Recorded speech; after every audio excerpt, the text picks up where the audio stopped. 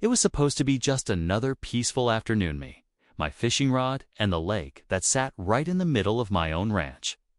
Nothing out of the ordinary. I've done this 100 times before, ever since I bought the property.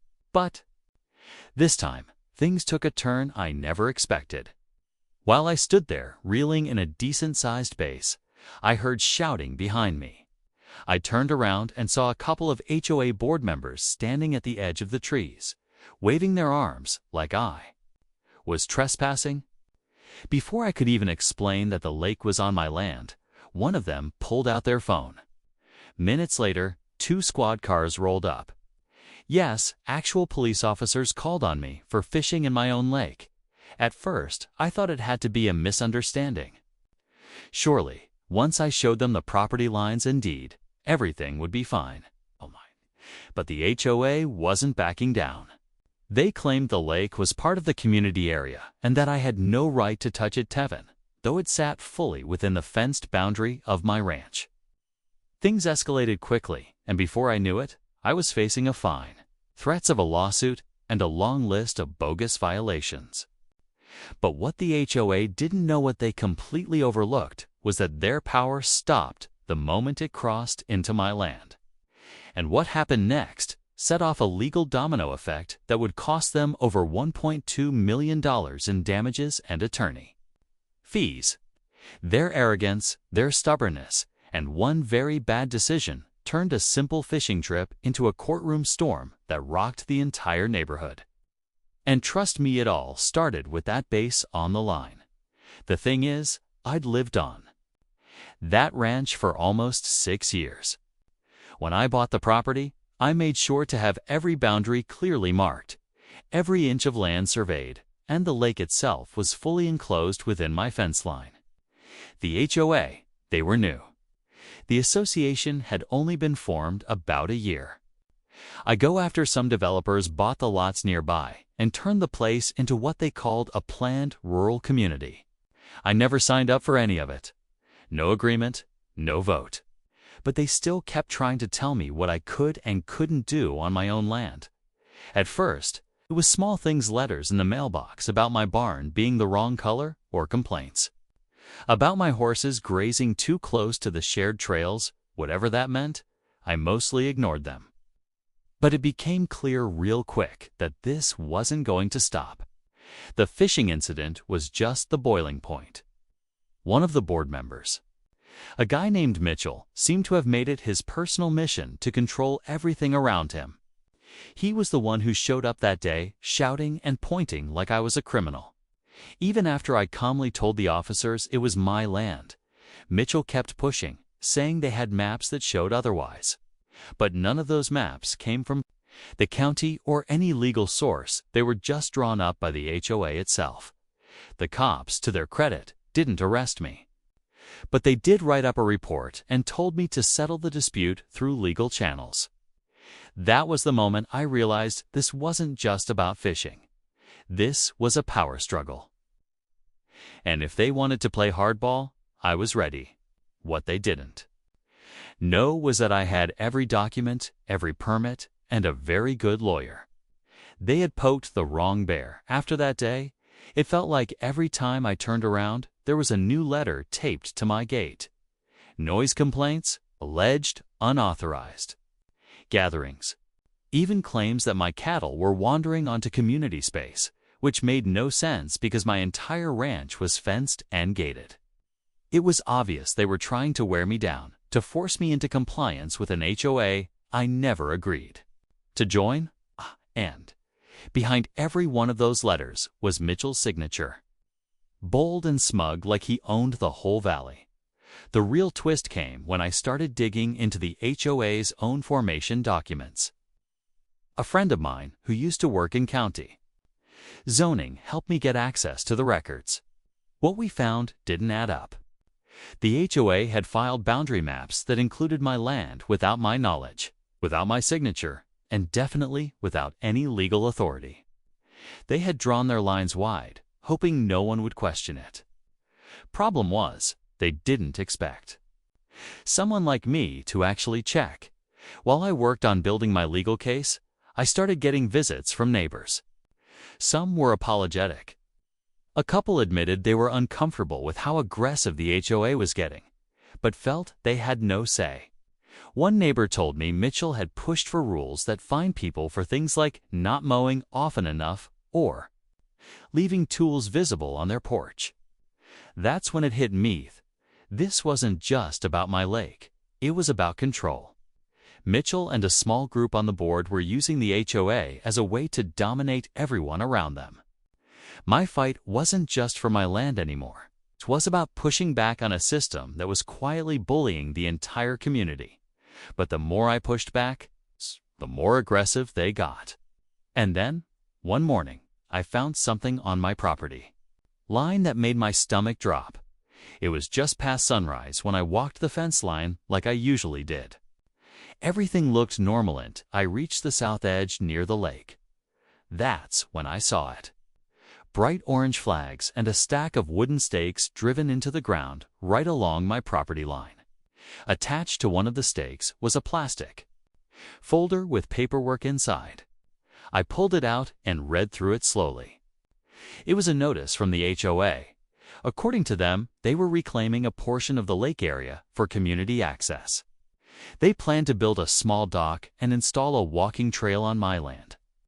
They called it a shared recreational development. No permission, no warning. Just pure arrogance. I felt my blood boil. This wasn't just about rules anymore. They were trying to physically alter my property to send a message. I called my attorney immediately and sent over pictures. He told me to document everything and not move a single stake.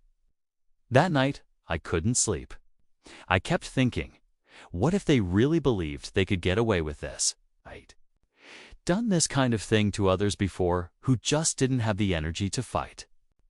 Then the threats started getting more personal. I got an anonymous letter in my mailbox, no return address, no signature. It said I was disrupting the peace of the community and should consider selling before things turn worse. I took that straight to the sheriff's office. They didn't have much to go on, but they agreed something shady was going on. Neighbors started noticing the tension too. Some even stopped speaking to me altogether, like they didn't want to be associated with the fight. Others quietly supported me but feared backlash. Meanwhile, the HOA board pushed forward, announcing their project in the monthly newsletter like nothing was wrong. And just when I thought it couldn't go any further, I got a call from my lawyer that changed everything. When I picked up the phone, my lawyer's voice sounded different, sharper, more urgent than usual. He told me that while reviewing property deeds and county records again, he found something deeply concerning. Apparently, the HOA had filed a quiet title action a few weeks earlier, basically a legal move to claim rights over disputed land, including my lakefront, without notifying me properly. That's right. They tried to sneak a lawsuit past me, hoping I wouldn't catch it in time. If we hadn't found it, a judge could have ruled in their favor by default, and I would have lost part of my land on paper, just like that. I was stunned. This wasn't just overreach anymore, was calculated. They weren't just pushing boundaries with letters and warnings. They were moving behind closed doors, using legal tricks to slowly take control. Mitchell and his board weren't amateurs. They knew exactly how to work the system. And now, the only way to fight it was to go to court head-on. But here's where things got even stranger. While preparing our countersuit, my lawyer uncovered another twist. The lake wasn't just part of my ranch, had historical value. Turns out, decades ago, it was registered under a local conservation agreement. That meant there were environmental restrictions and land use records attached to it that had never been transferred to the HOA or even acknowledged by them, which made their plans to build trails and docks not just aggressive, but illegal. At this point, it wasn't just me versus the HOA anymore. We were dragging in state conservation officials, county surveyors, and even a local reporter who caught wind of the whole mess. What started as a quiet fishing day had become the center of a growing legal storm. And while the HOA was still moving forward with their plans, I had just uncovered the one piece of information that could bring their entire case crashing down. The courtroom was packed. Mitchell sat at the front with his lawyer, arms crossed, smug as ever. They looked confident, like they truly believed the judge was going to side with them. But what they didn't know was that my legal team had brought everything: maps, deeds, historical land use documents. And that conservation agreement, it was the nail in the coffin. The judge took one look at the county's records and raised an eyebrow. When he asked the HOA's attorney why none of those environmental restrictions were disclosed in their filings, there was silence. The judge declared the HOA had no rightful claim over the lake or any portion of my property, for that matter. Not only that, but the court found them guilty of filing a fraudulent claim and failing to serve proper notice. The decision hit hard. Within minutes, the judge ordered them to pay over $1.2 million in damages, legal fees, and environmental penalties. The room went silent, except for the shuffle of papers and the stunned look on Mitchell's face. It was justice. Sweet, solid, well-learned justice. But just when I thought it was all over, the unexpected happened. As we left the courthouse, one of the board members who had stayed quiet the whole time pulled me aside. She looked nervous. She told me that Mitchell had been trying to sell access rights to parts of the lake to an outside developer even. Before the case started, that's why he wanted the dock built. It wasn't about community use. It was about money, and a deal already in motion. I turned and looked at the courthouse steps behind me, realizing this battle wasn't just personal. It was part of something bigger. But at least now, I had the upper hand and proof of what had really been going on. A fight might have ended in court, but the truth, that was just starting to come out. After that courthouse win, everything started shifting. The HOA board, once so loud and forceful, grew quiet. Mitchell resigned within a week, and not long after, 3 more members followed. The homeowners finally saw what had been going on behind closed doors, and the board was forced to hold a new election. This time, people showed up. Folks who had been too afraid to speak out before were now stepping forward, wanting real accountability. As for me, I went back to my usual routine. I fished at my lake again. No more letters, no more flags, no more surprise visits.